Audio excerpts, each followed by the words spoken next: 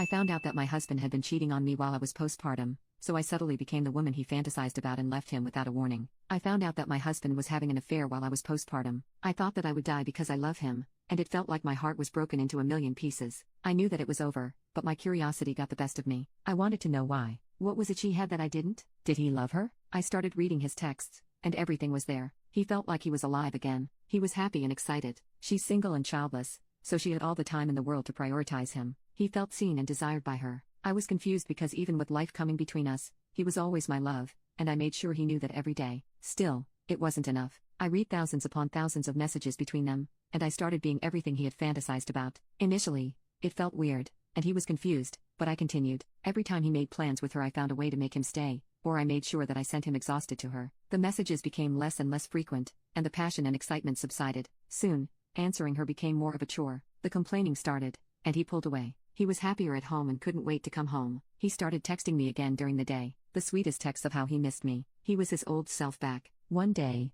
what I had hoped and waited patiently for happened. He ended things with her. He told her he loved me and that everything was great again. Her services weren't needed. In other words, I felt relief, and finally, I could move on. Now, I am preparing for my divorce. He will get the papers the day I leave for my new life in my new apartment. I know I will get a lot of hate for this because I have neglected my husband and pushed him to seek solace in another woman's arms when I apparently could given him what he sought all along, and believe me, I will bear the guilt for the rest of my life. In my defense, I didn't do it intentionally. Our lives had just been altered drastically, and I was trying to navigate this new and exciting existence. I was immersed in this new kind of happiness that I thought I was sharing with him, and I was trying to get to know my new body that I couldn't recognize anymore. A really scary feeling. But he could have come to me with his hurt. He could have talked to me about his suffering. He could have tried to make me understand, but he chose not to. He decided to deceive me, deceive us. He ruined our love, our future, and even our history. Nothing was is or will be the same again. Update: moved out April 1st. Probably the cruelest April Fool I could play on my dear husband. He always loved April Fool. I feel a lot of guilt and guilt-related pain.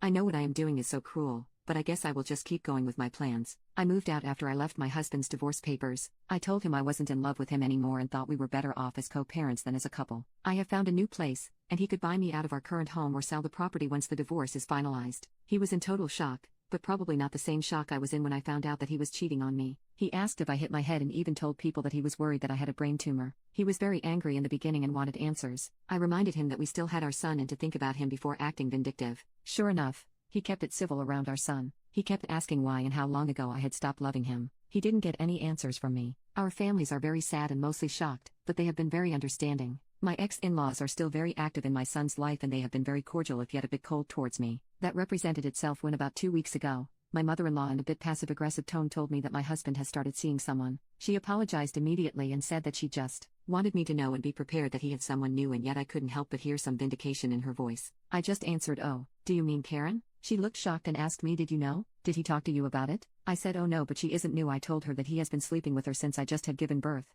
maybe even before that. I kept my voice very quiet and monotone, like we were discussing the weather. I was already regretting my slip, but the news that he started seeing Karen again, while very much anticipated, still made my heart hurt. My mother and father-in-law just looked at each other. I don't know if they believed me, but then how would I have known about Karen when I had refused to see him in person since our breakup? So now everyone knows anyway, and I have learned that you can't keep these things to yourself indefinitely. Since he found out, he has been called and apologizing every day. "Why didn't you tell me? How much did I hurt you?" He said that he loved me and never stopped loving me, that he was so sorry for everything and that he would do anything to have me back as his wife. My mother-in-law apologized too, even though she had no control over what her grown-up son did or did. It's not her fault. He writes that he loves me every night before bed. I hope this doesn't mean that he would make the divorce drag out, because then I have failed my plan, but he seems to be less forgiving of the divorce when he knew that he was the reason for it than when he thought it was mine. Weird. The divorce is still processing, and if anything major happens, I will be here again if I haven't outstayed my welcome already. Ciao.